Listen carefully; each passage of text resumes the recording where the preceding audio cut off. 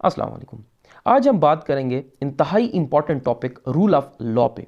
कानून की बालादस्ती से क्या मुराद है और कानून की बालादस्ती किसी भी माशरे के लिए, किसी भी सोसाइटी के लिए, किसी भी मुल्क की तरक्की के लिए कितना इंपॉर्टेंट रोल प्ले करती है और कानून की बालादस्ती से मुराद क्या है और किन वजूहात की बेसिस पे पाकिस्तान में कानून की बालादस्ती या सुप्रीमेसी ऑफ लॉ में जो हमेशा से जो नहीं हो पाई, कानून को बालादस्ती हासिल नहीं हो पाई, उसके पीछे क्या वजूहात हैं और किन बेसिस पे ये जो इम्प्लीमेंट नहीं हो पाते लॉ और जो कवानीन है पाकिस्तान में या जो हमारा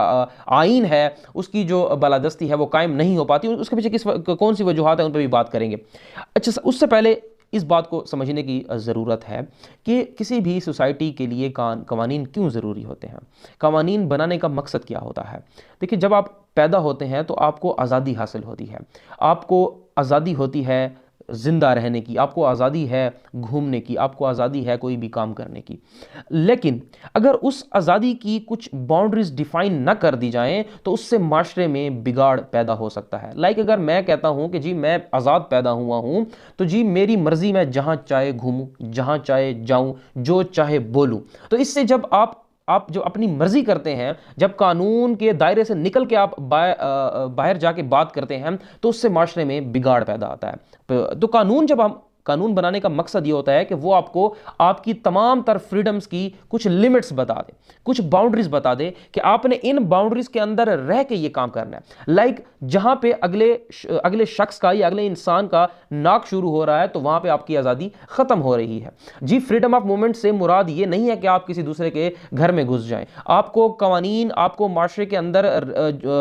जिस माशरे के अंदर आप पैदा हुए हैं, जिस माशरे के अंदर आप रह रहे हैं, वहां के रस्मो रिवाजात, बेसिकली जो कस्टमरी लॉज होते हैं, वो आपको यही चीज बताते हैं कि आपने कौन सा काम किन बाउंड्रीज के अंदर रह के करना होता है, जिससे माशरे में स्टेबिलिटी आती है, जिससे माशरा जो है वो इंसानी माशरा कहलाता है, जिससे दूर से इंसानी माशरा वो नजर आता है, जिससे आपको इस चीज का अंदाजा होता है कि यहां पे वाकई इंसान रिहाइश पजीर हैं। जहां जो जंगल और जो इंसानी माशरा है उसके दरमियान जो डिफ्रेंशिएट करने वाली चीज होती है वो कवानीन होते हैं और उन कवानीन की पासदारी होती है और उन कवानीन की बालादस्ती होती है। यानी कि जो काम भी हो रहा होता है वो कवानीन के बताए हुई जो बाउंड्रीज हैं, कवानीन के बताए हुए जो जो जो तरीकाकार हैं, जो उसूल हैं, उन्हीं के तहत वो काम हो रहे होते हैं। हर एक डिपार्टमेंट, हर एक इंसान उन्हीं ही कवानीन के तहत वो काम कर रहा होता है। अब जी, कवानीन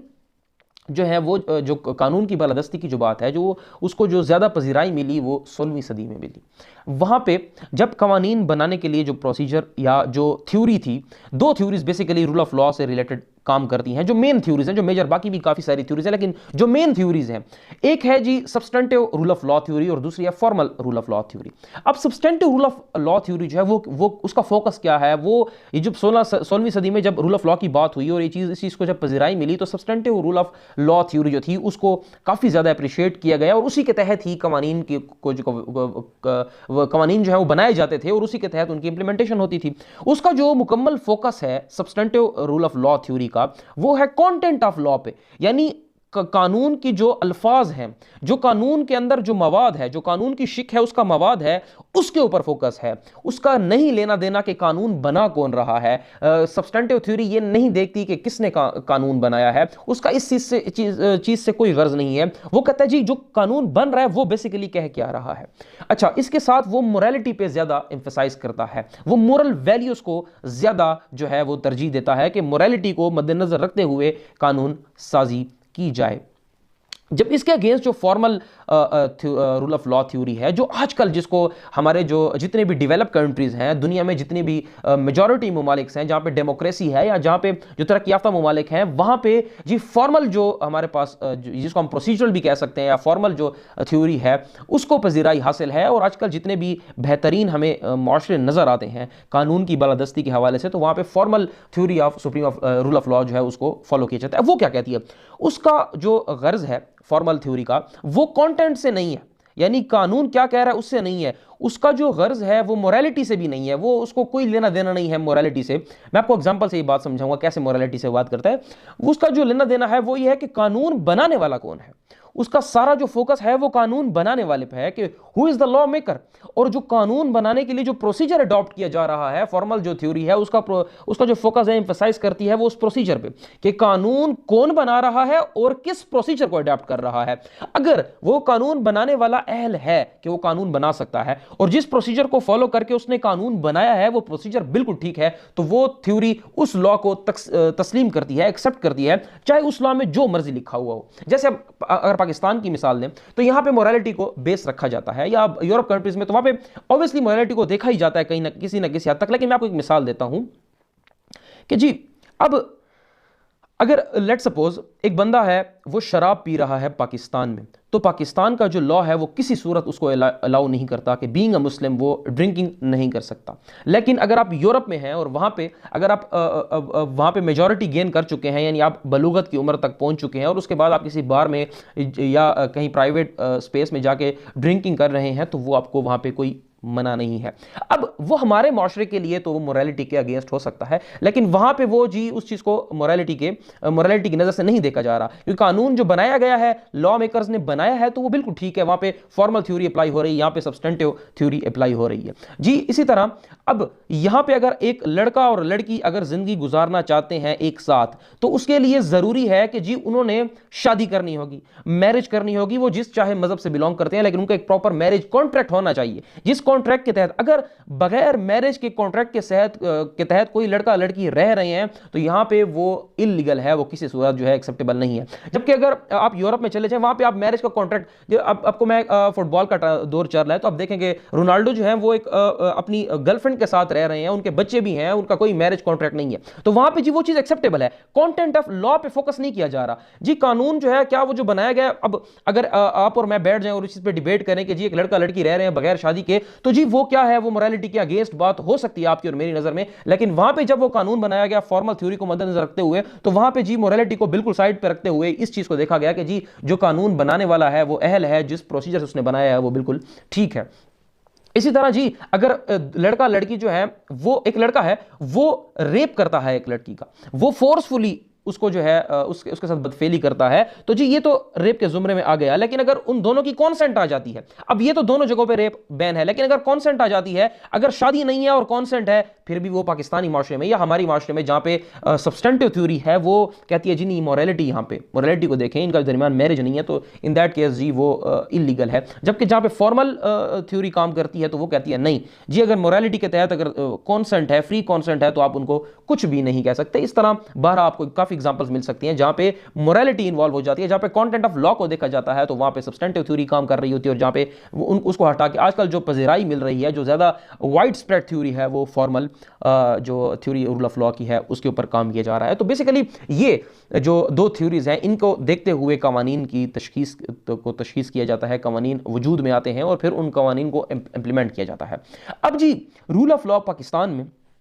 अगर हम स्पेसिफिकली बात करें तो रूल ऑफ लॉ जो है वो कायम क्यों नहीं हो पाता, क्यों कानून की बालादस्ती, उसके पीछे कुछ वजूहात हैं। देखिए अगर इन दोनों थ्योरीज को हम मर्ज करते हैं और इसके अलावा और जो डिफरेंट व्यूज़ हैं ज्यूरिस्ट्स के और डिफरेंट जो फिलोसफर्स हैं उनके जो व्यूज़ हैं, अगर उनको हम पढ़ते हैं और देखते हैं, तो हमें जो चीज़ समझ आती है, जो जिस्ट निकलता है कि जी कानून की बालादस्ती के लिए जो कुछ चीज़ें इंतहाई ज़रूरी हैं, वो सबसे पहली चीज़ ये है कि जो आपकी जुडिशरी है वो इंडिपेंडेंट होनी चाहिए। अब आपको और मुझे बेहतर पता है कि पाकिस्तान में जुडिशरी कितनी इंडिपेंडेंट है।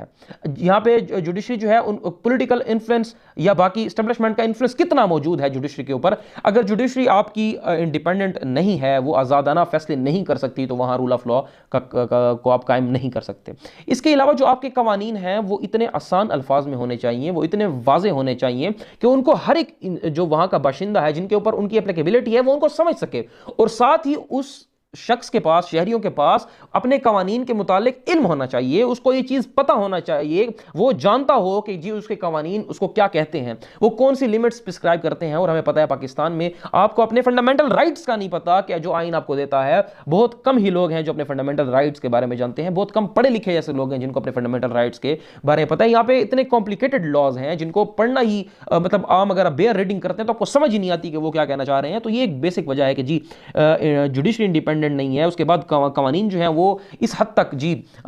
मुश्किल है कि उनको समझना काफ़ी मुश्किल हो जाता है, जिसकी वजह से जब आपको जो सब्जेक्ट है कानून का, यानी जो शहरी है जिसके ऊपर उसका इतलाक होना है, जब उसको समझ ही नहीं है कानून की, तो वो कैसे उस कानून को फॉलो करेगा, वो कैसे उसको पता होगा कि उसके क्या राइट्स हैं, क्या लाइबिलिटीज हैं, उसकी क्या उसकी जिम्मेदारियां हैं towards the society, towards the others, उसको कैसे समझ आएगी। उसके अलावा इक्वलिटी होनी चाहिए जी, जो कानून है वो इक्वली सबके ऊपर एप्लीकेबल होना चाहिए। उसकी नज़र में तमाम तर जो सब्जेक्ट्स हैं, तमाम तक शहरी हैं, वो इक्वली जो है उसकी नज़र में, चाहे वो सदर है, चाहे वो वज़ीर आज़म है, चाहे वो एक आम शहरी है, वो तमाम तर जो है इक्वल फुटिंग्स पे। और हमें पाकिस्तान में पता है कि हम देखते हैं एक गरीब जो है वो 30-30, 40-40 साल जेल में गुजार देता है बगैर किसी जुर्म को के साबित हुए, और अदालतों में अपनी हेयरिंग का इंतजार करता रहता है। जबकि दूसरी तरफ हम देखते हैं, अभी रिसेंटली हमारे सामने है कि जी रातों रात अरबों डॉलर्स के जो केसेस थे वो ख़त्म